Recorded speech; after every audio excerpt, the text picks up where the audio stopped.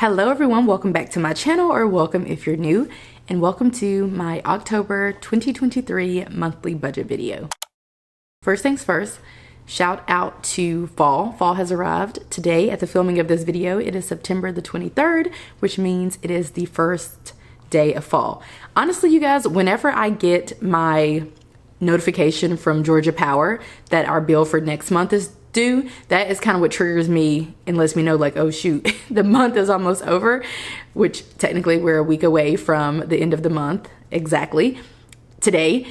And that's what kind of prompts me to get our finances in order for the upcoming month. So I like to try to work on our budget at least a week before the new month starts, with of course making any tweaks and changes along the way up until the month starts or even into the new month. But that kind of is what triggers me. So every time I put out these videos, you guys are like, no way, it's not almost the next month. And I'm like, yes, sis, it very much is almost the end of the month and almost the next month. And I know this because Georgia Power comes knocking with the bill that they think that I should pay. That's an outrageous amount of money. But nonetheless, today we are here to talk about our October 2023 monthly budget. We're going to talk about our financial goals and to-dos, which, brace for impact, October is insane. I think it is more insane than September, but I do feel equipped and prepared for it moving into the new month. I kind of feel prepped and prepared because of the preliminary work that I've done in kind of trying to map out what October is going to look like financially and otherwise. And of course, we're going to go over our real monthly budget with our real numbers, as I have done for years and years and years on the tube. So let's go ahead and get started. All right, so a goal task that's been on the list for a very long time is to follow up with our financial advisor. We stopped investing additionally this year at the beginning of the year because ish hit the fan, and honestly we've just continued to not invest additional money outside of stash. So we're not contributing to our joint brokerage account nor our Roth IRAs, but we are still investing 3 different ways. But we normally invest, well, we have been trying to, in recent years, invest 6 different ways. So we're down half, but it's fine because we are still investing. One thing that I want to do in October is pay for and take my clinical exam, which is the final step in my career as far as licensing goes. Who knows what jobs I will have for the duration of my career, but as far as licensing, once I take this test, I will have hit the final top tier level of licensing, which is an independent license. So I'm off of work for 2 weeks in October, plus a few extra days because I'm going out of town, but 2 weeks for fall break because we have a 2-week fall break. And like in theory, I should probably spend those 2 weeks studying and then take the test sometime in October. The test, by the way, is $260. It's a good bit. And currently I haven't really taken it too seriously while working my current job because nothing happens once I get this license. At my previous job, I would have gotten a raise. At almost any other job, I would get a raise. But at this job, I've been able to push it off and lollygag because nothing amazing happens after I take it. I just kind of can put it behind me, but in all actuality it's behind me anyway because I ain't been studying for it. So that's the tea on that. So that's been on here as a to-do for who knows how long.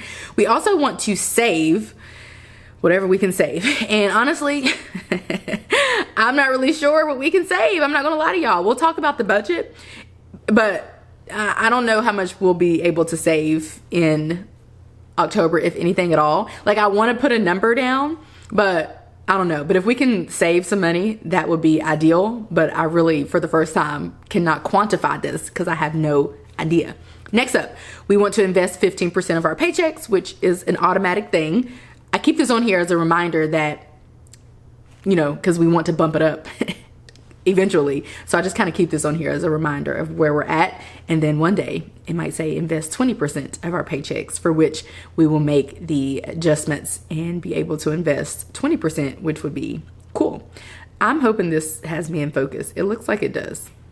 And it's so cozy. It's a cozy fall vibe. Okay, next up, we want to pay our monthly credit card bill. That's a recurring to do. We also want to register our truck potentially, which is a recurring to do. I had on here in September, I had that I wanted to schedule with a chiropractor. I didn't do it, and I don't know if it's like a huge thing, a huge goal. My friend does go regularly to the chiropractor, and she does, she recommended someone, not expensive. So I might do it, but like otherwise it's probably one of those things that might stay on here for a long time moving forward. Just like adding our truck to our auto insurance. Once it's registered, we'll add it back to our auto insurance, but we have not done that because the truck just sits.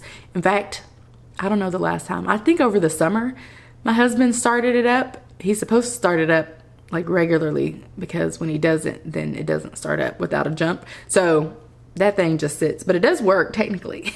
Next up, we want to save $275 for sinking funds, which we'll talk a little bit more.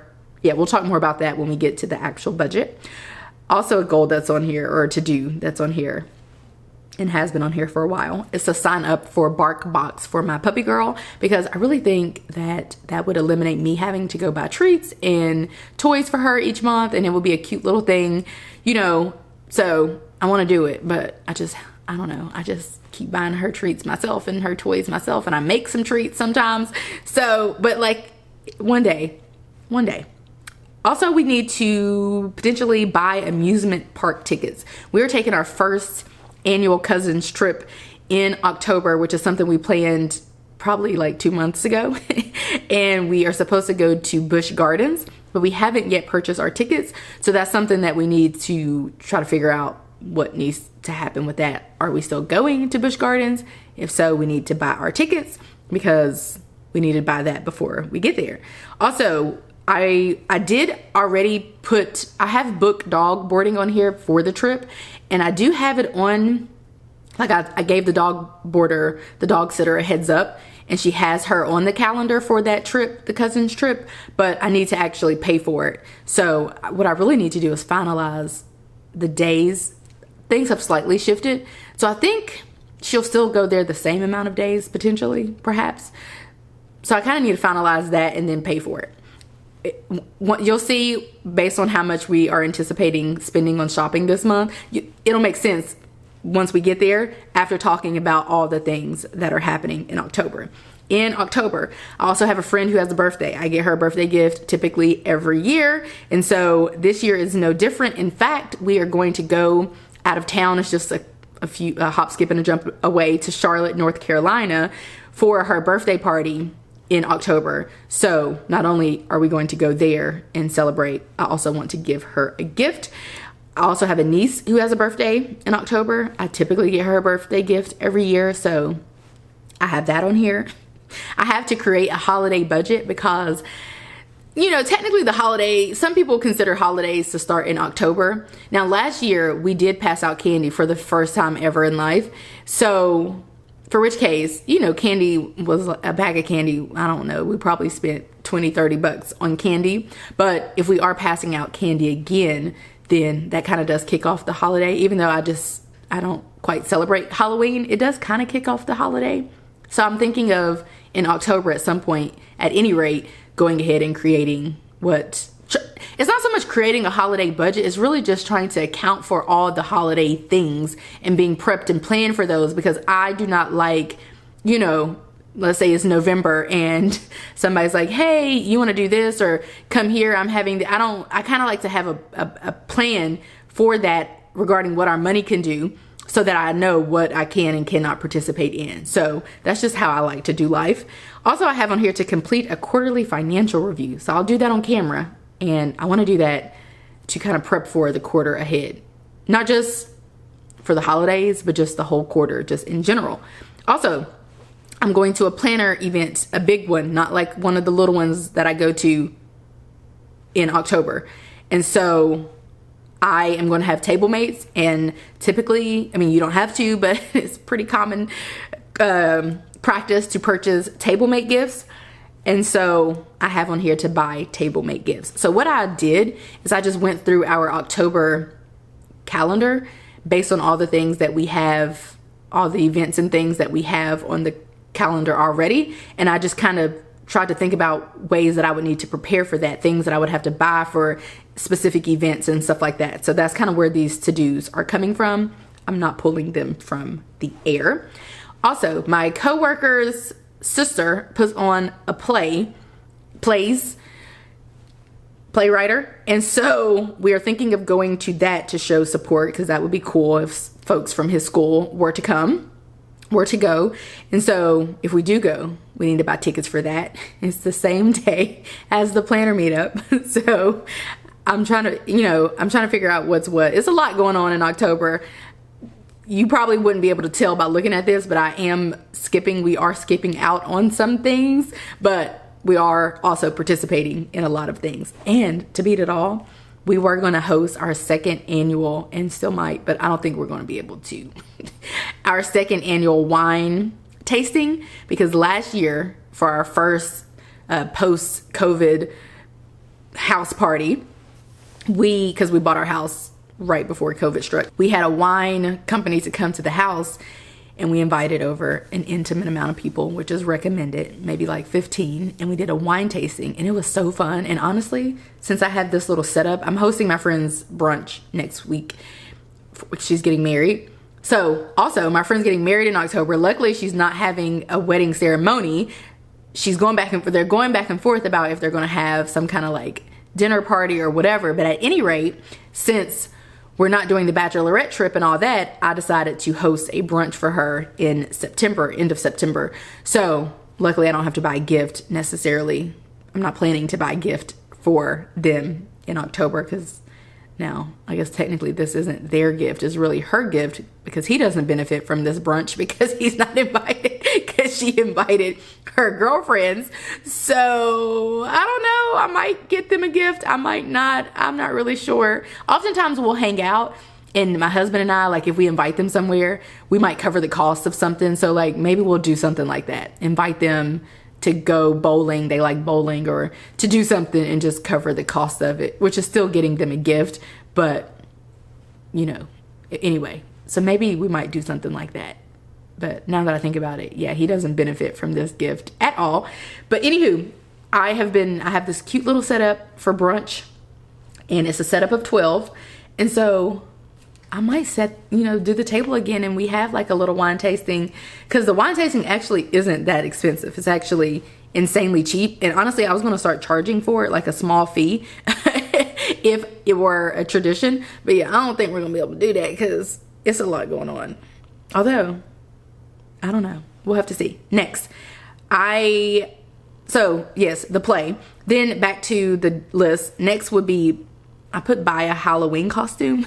Because my friend is having in October a housewarming party, because they just moved into a new house / Halloween party, and they love celebrating Halloween. I'm not a Halloween girly. I've never purchased a Halloween costume ever in my life. I don't care about Halloween or any functions, but I do have a costume in mind. I literally just like slip it on, and it's a cute idea, and it very much doesn't give off like Halloween vibe. I don't have any real ambivalence towards Halloween. It's just something that I don't get into. I mean, it's like drugs. I don't get into drugs. I don't get into Halloween. It's just not my thing. It's just not for me. So I'm thinking of getting a Halloween costume, but I guess what I'm trying to say is I would never buy a Halloween costume and not use it again the next year. Like if I buy a Halloween costume, I'm gonna have to be the same person every year. Some people buy Halloween costumes or the same whatever. Some people buy Halloween costumes and they get new ones every year. Absolutely not. So I've been strategic about what I might buy, because then I can dress up as that if I wish to for other occasions, not just for Halloween. I'll take a picture and show you if I go through with it. But normally I go to their Halloween things and I'm not dressed up, which is fine by me. But I feel like because of the costume that I found, it's like $25 or whatever, and I had this brilliant idea, I might do it. By the way, it's an item, not a person, just FYI. I would dress up as an item. But yeah, I might do that. And then, oh my gosh. Oh yeah, I have it on here. I'm smart enough to also buy a housewarming gift for that function. There we go. All right, next up. The next one is free. So what had happened was my husband's going to have a game on Thursday, which is when we're supposed to leave for Virginia for the cousins trip. If he has a game, that means we couldn't leave until 9 p.m. Not if he has a game.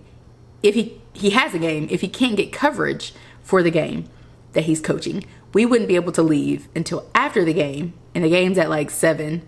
So we wouldn't be on the road until 9 p.m. Well, the Airbnb is in my name. I'm assuming I need to be there to check in. I probably could message and be like, you know, can one of my cousins check in or something? But the thing is, I booked it. I've already been saying I was going to be there at check-in time. So I'm going to be there at check-in time. So what's going to happen is I'm going to use our credit card points to book me a one-way flight to Virginia. I'm going to be there early, like 1 o'clock on Thursday, so well in advance of time to check in. My husband is going to drive, because we were going to drive together. My husband is going to drive to Virginia either later that night after the game, because he is chaotic like that, although I don't think that's a good idea. But some people, I stop driving at like 11 p.m. I'm not an overnight driver. I get sleepy. It's not for me. But people do it all the time. They're insane. But anywho, or he'll get up Friday morning and go. Maybe he can get up at like 4 a.m. and be there by the time we're waking up and all that kind of stuff. So that's what's going to happen, because I feel like I need to be there. Because like, what if I haven't even asked if anyone could check in, but what if they can't? And then I have to go, okay? I'm catching the flight. I'm buying the flight with credit card points. So it's not money out of our pocket technically. And he'll drive there and then we'll drive back together. Plus, I don't want to miss any of the trip. We paid, because it's 2 of us, so we had to pay, you know, for 2 heads, which is more, you know, technically, because I paid for me, we paid for my husband. Other people who are coming without spouses just paid for themselves, as they should. So we have like more invested in this.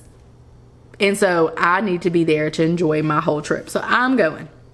That's the plan. So he'll drop me off at the airport and all that. So that'll work out. Next up, there is a social work conference in October. I'm thinking about going. The tickets are $150 for regular early bird tickets, and for VIP, I think it's like $375. I'm thinking of getting the early bird general admission. So that's on here as a thing.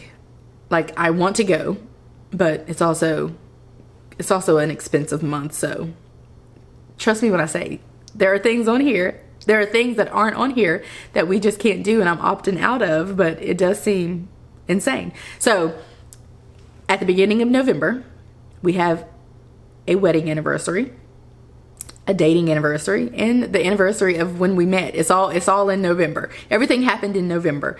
And so last year, I think we took a trip. Every now and again, we might take a trip. Mostly we do like a dinner or something. So I'm trying to think ahead. Are we going to do a nice dinner? If so, we probably need to reserve that by the end of October, probably midway into October. So we have our preferred time and everything for November. So there's that. Also, I need to turn in my mileage for work, which I'm going to turn it in at the end of October. So I won't get payment until November. And then, no, I'm going to turn it in. Oh, I have to do it anyway. I think I'm going to turn it in at the end of September, and then I'll turn in the October one at the end of October. No, that's what it is. I am going to turn in the September one in October, because when the month is over, I then do the mileage and turn it in the new month. So yes, that's what's happening. I also am supposed to read with my friend Things We Left Behind, which just released this month in September. So I got to buy it and read that. Also, student loan payments will resume. Not for my husband, he's in grad school, but for me, they will resume. I have no idea how much they are, but we'll talk about what I'm budgeting for that. And then I need to follow up regarding my husband's medical bill. He went for his annual. They didn't have his insurance on file or something, which is insane. And so they didn't bill it through insurance. So we got this big bill. We've been going back and forth with them. And hopefully by October, everything will be squared away and we do not have to pay that bill, and they will have done the right thing. Okay, so that's everything that's happening in October. Let's talk about our actual budget for the month of October. So first up, we have our gym bill on the 1st, due at $59 for both of us. We don't have a phone bill because my bill is paid up until next April for my phone bill, and then my husband's is paid up until November. So in November, we'll pay his bill again. So no bill in October. Car payment is going to come out on the 7th at $314.34. Electricity is going to come out on the 10th at $316.39. The electric bill has been higher than our car payment. Insane. It's crazy to think that that money kind of just goes down the drain. I mean, I'm paying for our electricity. Don't get me wrong. Just like we pay for water and all the things, but it's just wild to think that the car payment does decrease each month when we make the payment, and eventually it will be ours and paid outright.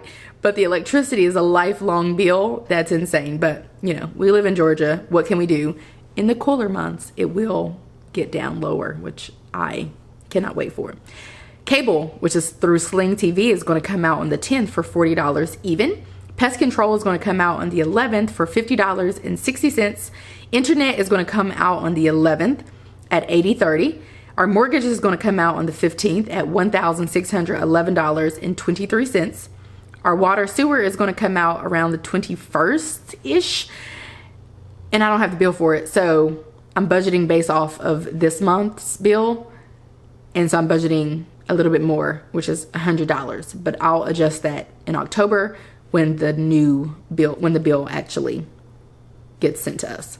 Next up, I don't know how much my student loan payment is going to be. I think it's going to be, I don't know when it's going to be due. I think it's going to be due somewhere around the 23rd. This is kind of why I want to do the quarterly financial review or reset. And I'm just budgeting what's left of this budget, which is $390.78. I've never paid in the 300s, I don't think, for my student loan payment. So we'll have to see, but I'm just budgeting, hopefully, enough.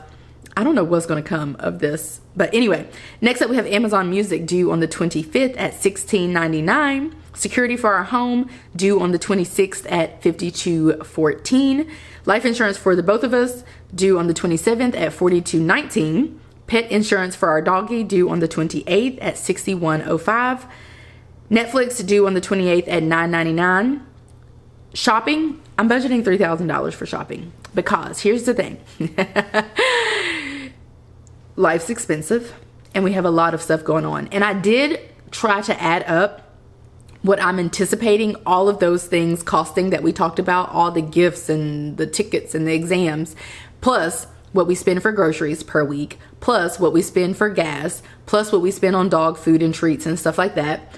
And I was almost at $3,000. I think I was at like $2,800. So I even budgeted for our trip. Like I budgeted for all the things, and it's looking like about $3,000, which is crazy. For investing, we are going to invest via Stash $20 per week on Friday, and there are 4 Fridays. Also, for sinking funds, we have been saving a little more. So each month we save for Progressive car insurance, which we pay every 6 months. So we're saving up for that to pay that in December. We save for our Walmart Plus subscription, which is due every June. We save for our Sirius XM radio subscription, which are due in November every 6 months. So like May and November. It used to be April and October, but now I think it's May and November. Then we save for our pest control, which is due in December of every month. Sorry, December of every year. Then we save for our homeowners association fee, which is due in January of every year. So what we do is we take the amount that we are paying each year. Like for example, the termite control is $300 a year.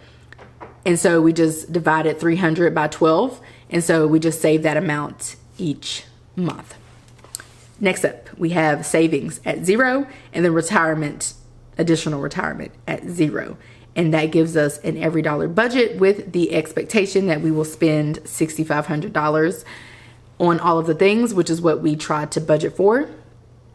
We try to budget off of $6,500 every month because that is how much we know we will for sure bring in each month. Now, here's the thing. With social media content creation, things typically there is already happening. They start to amp up in Q4, basically like as we prep for the holidays. And as a financial content creator and a planner and just an organizer and just all the content that I naturally create, I get way more views in Q4 and even in Q1 of the new year. And that makes sense. So I'm anticipating earning more because some months I only do like 1 or 2 sponsorships per month. Sometimes I don't have any sponsorships. So there's that. But even still, like I'm still only anticipating taking 1 or 2 per month going into these months, Q4. But I'm just anticipating us earning more money that way, which is cool because we get to do a number of things with that money. We can keep it in our business account and just save it. We can, we put money towards taxes, of course, and save money for taxes. We can pay ourselves some of it. We can pay ourselves all of it. It kind of just depends on where we're at financially and the big picture, especially for the quarter. So I am anticipating us bringing in more money in Q4, starting even in October, because I do have a sponsorship that is like getting lined up for October, even as of right now. So I'm anticipating bringing in more money and potentially being able to save money and potentially being able to, spend more money if needed, which that's not the hope, but if we need to, because October is just a month of all the things and that's just what it is. So that's one thing to always take into consideration is that we likely will earn more than what we are budgeting for, but is no guarantee. So we just kind of budget off of the bare minimum amount that we know we will bring in. So that's our every dollar budget. We have budgeted for all $6,500, and that is how we are anticipating spending it unless we earn more money than anticipated. Then of course the spending will look differently. So that's kind of our budget, you guys, and that's what we're looking like going into October. I just thought of something though. As I was talking to you guys, I thought of another expense that we may potentially have, but now I have forgotten what it is, and I don't know what it was related to at all. I forgot. Maybe it was related to sinking funds or something, but I have truly forgotten. Anywho, that's going to be our every dollar budget, and hopefully we can stick to this budget moving into the month of October. So I hope that you guys enjoyed this video. If you did, give it a like. Subscribe if you're new. I know what I remembered. I remembered that I am probably going to get my hair done, but I will have you know, sometimes when I'm doing sponsored videos, that's reason enough for me to get my hair done. Sometimes my hair is already done. Okay, but sometimes when I'm doing a particular sponsorship, I will count that as a business expense because I'm literally getting my hair done. Because, like, as an example, 1 year I worked with Amazon. Okay, it's Amazon, all right? So make no mistake, I needed to not look as maybe crusty as I would any other day. And not only that, but because of the content and what they were asking of me regarding the sponsorship, I knew that I needed to look a little bit better than maybe I typically would. And so sometimes in those cases, these brands are asking for permission to basically run my ad that I'm creating for them, because sometimes it's UGC, on their own platforms, and I become like a whole YouTube ad or a whole, whatever ad. And so to me, in those instances, I feel like I should maybe probably look a little bit better than what I normally do. And I cannot do my own hair and make myself look good. It's just not a skill that I have. And at any rate, I'm not a hairstylist by trade. So a hairstylist is always going to do my hair better than me, unless they completely suck. So sometimes I get my hair done and I count it as a business expense. And with the sponsorship that's coming up for October, I'm thinking that might be the situation. So I might get my hair done, but it might not come from the personal side of things. It might come from the business side of things if I get my hair specifically done for that sponsorship, which would be the case because my hair is not currently done and I wouldn't get it done until or for that particular sponsorship. Hopefully that makes sense.